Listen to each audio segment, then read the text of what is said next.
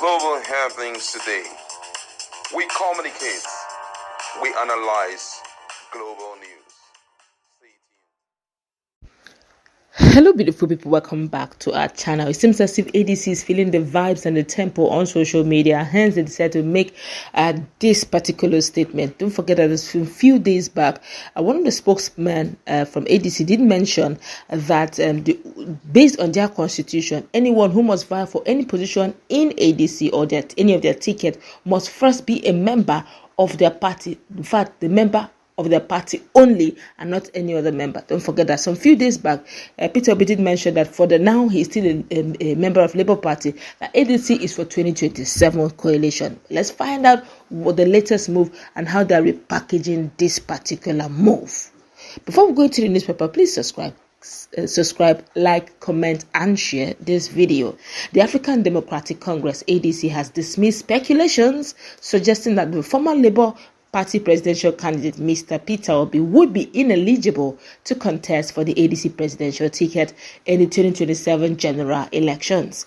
Now, the interim national publicity secretary of the ADC, that's Malam Bolaji Abdullahi, confirmed that Peter Obi remains a key figure within the opposition coalition and has been granted a special concession. Come on! Now, by the party to retain his Labour Party membership at least temporarily. Let me take that again. The interim national publicity secretary of the ADC, Malam Bolaji Abdullahi, confirmed that Peter Obi remains a key figure within the opposition coalition and has been granted a special concession by the party to retain its Labour Party membership at least temporarily. There had been rising speculation that Obi, who has openly aligned himself with the ADC in recent months, will be disqualified from the party's primary race unless he formally resigned from the Labour Party. And the debate intensified following former resignations by other prominent figures in the opposition coalition, including former Vice President Atiku and former APC presidential aspirant Rotimi Amechi. However, Malam Abdullahi explained that Obi's continued affiliation with the Labour Party was a strategic move. Peter Obi is part of the coalition. He and Malam Nasir elrufai were given special concessions by the party because their followers were given tickets to contest elections, he told some few hours ago.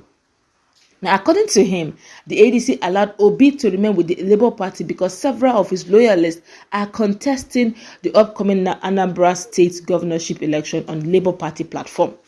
A similar waiver was granted to former Kaduna State Governor Nasir elrufai, who is backing candidates running in federal constituency by-elections under the Social Democratic Party (SDP). Now, the understanding is that since their followers had secured tickets in Labour Party and SDP, they stay back until processes are completed. They will be allowed to join fully after the elections, Abdullahi added. My colleague is in the house. Now, the question now is, although they did mention or they did explain why Nasir elrufai was also given that concession, that they had their followers, but do you honestly think that there's something about this duo? Why are they giving concession to Nasir elrufai and Peter Obi? Is it that Nasir elrufai will be the vice presidential candidate? He's looking somehow. Though now, the other guy did mention that, no, their constitution insists that you must have resigned from other parties. Now, this is this interim spokesperson saying, no, there was a waiver for just these two people. Others have resigned, but these two people, because their followers are there. In fact, these guys are key figure, particularly Peter Obi. What's your take? This is really getting interesting. Well, I don't think that Bolaji Abdullahi has complete info or has gotten insight from Peter Obi. I don't think. I think the person who has the right to talk about this is actually Yunusa Tanko, because Yunusa Tanko is the spokesperson, and I'm talking about his position. Now, these were the words of Abdullahi Bolaji. He says that they were given the space to conclude pending processes such as by-elections and the selection of governorship candidate in their legacy party. That's what he said. Now, number one, as much as we know, someone like elrufai is not doing such a thing, he has followership. He has followership. And he said his followers are actually, they've gotten tickets in SDP, but he needs to also give them support. It will look like anti-party if he declares that he's now in SDP and ADC as well. So he needs to still remain with SDP to ensure that his followers who have tickets in SDP get their federal constituencies in positions accurately before coming fully into SDP, which we all understand in Nigerian constitution that you can't belong to two parties at the same time. Yes, you can't belong to two parties at the same time, but it's not the place of the constitution to find out if you are just like Iyendeba is doing. The constitution does not have to investigate if you are doing some romance in the other party and belonging formally to this other political party. Now, why I'm saying all of this is because the way Bolaji Abdullahi, the way he sounds is as if I had one-on-one talk with these people. I think this is his perspective. Why I'm saying this is Peter Obi shouldn't be drawn by all of that. Peter Obi shouldn't allow himself to be convinced by someone and all of that so that he will belong to the political party. Peter Obi is a man who has structure. Let's jokes apart. Peter Obi is a walking country. That's I don't know how to put it. It's a walking kingdom. That's wherever he goes, his people go with him.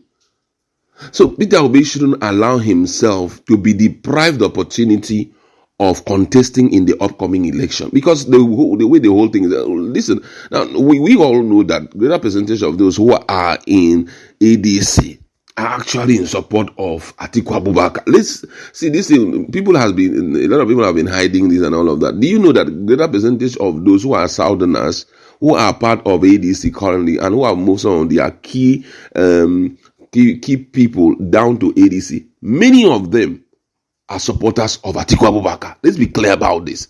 For somebody like Ken Okonkwo, whose side does it stand? These are people who will be the delegates during that period. You understand? Virtually all the Tambuwa very soon will leave PDP to, I don't know if he has already left PDP to ADC. So Peter Obi should know that this thing is a setup to corner him. The purpose is you give us all your people and they vote for whoever that we put out there, and you be a part of our party. And the way the whole thing is going, at the end of the day, if he refuses to align, or if he refuses to if he's been beaten, if he signs anything and he's been beaten during the primary, which I'm 100% sure that he will be beaten, because I know that Atiku Abubakar has key figures who will be delegates then. Tambuwa is going to show interest, I know. Rotimi Amechi has the money and all of that. So at the end of the day, unfortunately, that's where we are in the country. Nigerians cannot see money, and even if they see what is good, when you give them money, they turn to the other side. That's how Nigerian politicians are. They are like political prostitute. Whoever that holds the way that we go there. So that's the situation right now. So he should be very smart. I still believe that staying in Labour Party, if they can clean up Labour Party, I prefer him staying in Labour Party. If elrufai wants to be his second in command, move him to Labour Party. Let him stay in Labour Party. Because Labour Party, there is that guarantee that he will be a presidential, he will be a presidential candidate of Labour Party. But ADC gave plenty people. These are disgruntled politicians being joined by one purpose, which is to snatch power from Bola Ahmed Tinubu. But all of them believe that they are all old. Most of them, they know they are all old. They are looking for Atiku to get in there so that they can get their chunk of the national cake. I don't trust any of them. They in ADC. I'm trying to be very real. We've been covering up this thing very well, but we know those guys, they have tasted power severally. If you look at their track record, many of them were people that you can't even look at them when it comes to integrity, when it comes to what Peter Obi stands for, which is a new Nigeria, devoid of corruption and the rest. These are people that want you to give an opportunity to chop well. If I'm a minister of works, just like Wike is doing, just like most of the ministers are doing, an opportunity. I give the job out, 50% of it is my own money, and then we pay the guy, he does it. But Peter Obi is not that kind of person. So I think what Nigerians are really looking out for is really a new Nigeria. We will see new guys in position of leadership and all of that. That's just my standpoint. That's why I say Bolaji shouldn't talk as if Peter Obi has fully given into all those things he's saying. I'm so sure that it's not true. I'm so sure. He's just trying to paint it. Well, I do not know if Peter Obi gave that statement, but I do know that Bolaji said what he said, that they gave a concession to Peter Obi so that he can go ahead and canvass for vote for his followers. He did not say Peter Obi said. Yes, that they are saying that so that it's a way. These are political gimmicks. It's a way to corner him. That this is what we have done for. Wait now, this is what we have done for you. But it's not as if Peter Obi said it. You must pay us back with loyalty. All right, that's good.